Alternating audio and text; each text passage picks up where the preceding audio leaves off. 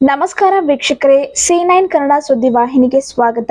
ನಾನು ನಿಮ್ಮ ಯಶೋಧ. ಸುಳ್ಳು ಹೇಳುವುದರಲ್ಲಿ ಕಾಂಗ್ರೆಸ್ಸಿಗರು ನಿಸ್ಸೀಮರು, ದೇಶದ ಸುರಕ್ಷತೆಗಾಗಿ ಬಿಜೆಪಿ ಗೆಲ್ಲಿಸಿ ಶಾಸಕ ಡಾಕ್ಟರ್ ಅವಿನಾಶ ಜಾಧವ್. ಕಲಬುರಗಿ ಜಿಲ್ಲೆಯ ಚಿಂಚೋಳಿ ತಾಲೂಕಿನ ಅಣವಾರ್, ಪೋಲಕಪಳ್ಳಿ, ಗಾರಂಪಳ್ಳಿ, ರಸ್ತುಂಪುರ್ ಮತ್ತು ನರ್ನಾಳ ಗ್ರಾಮದಲ್ಲಿ ಬೀದರ್ ಲೋಕಸಭೆಯ ಬಿಜೆಪಿಯ ಅಭ್ಯರ್ಥಿ ಭಗವಂತ ಖೂಬಾ ಅವರ ಪರವಾಗಿ ಶಾಸಕ ಡಾಕ್ಟರ್ ಅವಿನಾಶ ಜಾಧವ್ ತಿಳಿಸಿದರು.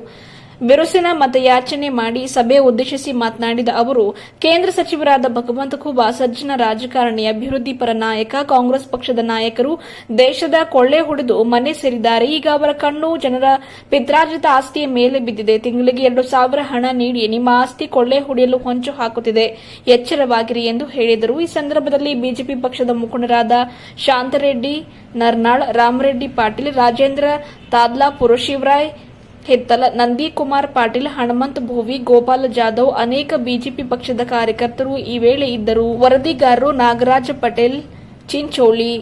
ಕಣ್ಮುಂದೆ ಇದೆ.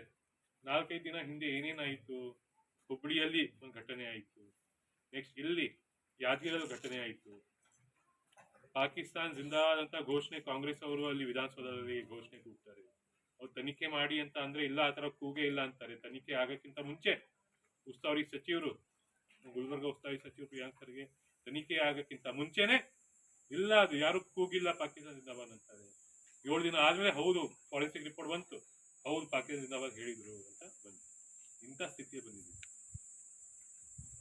ರೈಟ್ ಯಾರ್ ರೈಟ್ ರಾಂಗ್, ನಾವು ಕರೆಕ್ಟ್ ಏನಿದೆ ಅದಕ್ಕೆ ನಾವು ಬೆಂಬಲ ಕೊಡಬೇಕು. ವಿಜಯ್ ಪಾಟೀಲ್ ಸಾಹೇಬರು ಹೋರಾಟ ಮಾಡಿ 371 ಆರ್ಟಿಕಲ್ ತಂದಿದ್ದಾರೆ. ಇವ್ರು ಫೈದಾ ಇಲ್ಲ, ನಾವೇ ಮಾಡಿದೀವಿ ಅಂತ ಮಲ್ಲಿಕಾರ್ಜುನ್ ಖರ್ಗೆ ಅಂತ. ಆಯ್ತು, ಅವರು ಮಾಡ್ಲಿ, ನಾನು ಇಲ್ಲ ಅಂತಂತಿಲ್ಲ. ಅಟ್ಲೀಸ್ಟ್ ಇವ್ರದ್ದು ಹೇಳ್ಬೇಕಲ್ಲ.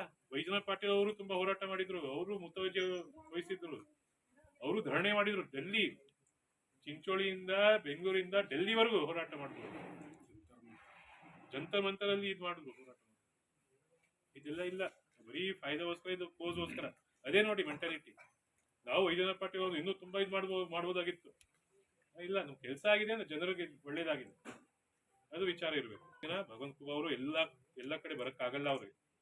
ಅವ್ರದ್ದು ಕೆಲವರು ಏನಾದ್ರು ಇದ್ರೆ ಫಸ್ಟ್ ಎಲೆಕ್ಷನ್ ಮಾಡೋಣ. ಬರೀ ಭಗವಂತ ಖೂಬಾ ಅಷ್ಟೇ ನೋಡೋದಲ್ಲ, ಇದು ದೇಶದ ಎಲೆಕ್ಷನ್, ಇದು ನರೇಂದ್ರ ಮೋದಿಜಿ ಅವ್ರ ಎಲೆಕ್ಷನ್. ಇದು ಇವ್ರು ಇಲ್ಲಿ MP ಆದ್ರೆ ಅಲ್ಲಿ ಅವ್ರು ಪ್ರಧಾನಮಂತ್ರಿ ಆಗ್ತಾರೆ. ಇಲ್ಲಿಂದ ನಾವು ಕಳಿಸ್ಬೇಕು. ಅವ್ರು ಏನೇ ಇರ್ಲಿ, ಏನೇ ಅಂದ್ರೆ ಅವ್ರದ್ದು ಏನಾದ್ರು ಮಿಸ್ಅಂಡರ್ಸ್ಟ್ಯಾಂಡಿಂಗ್ ಇರ್ಬೋದು, ಕಮ್ಯುನಿಕೇಶನ್ ಗ್ಯಾಪ್ ಇರ್ಬೋದು, ಅದಾದ್ಮೇಲೆ 8 ದಿನ ಆದ್ಮೇಲೆ ಮಾತಾಡೋಣ. ಅವ್ರಿಗೆ ನಾನು ನಿಮ್ಗೆ ವಿಶ್ವಾಸ ಕೊಡ್ತೀನಿ, 8 ದಿನ ಆದ್ಮೇಲೆ ನಾವು ಅಧಿಕಾರ ಹಕ್ಕಿಂದ ಅವ್ರ ಹತ್ರ ಹೋಗೋಣ. ಈ ತರ ಕೆಲಸ ಬರ್ಬೇಕು, ಕೆಲಸ ಮಾಡ್ಬೇಕು ಅಂತ. ಆದ್ರೆ ಇವಾಗ ಸದ್ಯ 8 ದಿನ ನಾವು ಸುಮ್ಮನೆ ದೇಶ ನೋಡೋಣ, ಎಲ್ಲ ಹಿಂದಿನ ಘಟನೆ ಎಲ್ಲ ನೋಡೋಣ, ಏನೇನಾಗಿದೆ 1-5 ದಿನದಲ್ಲಿ ಮತ್ತು 2 ತಿಂಗಳ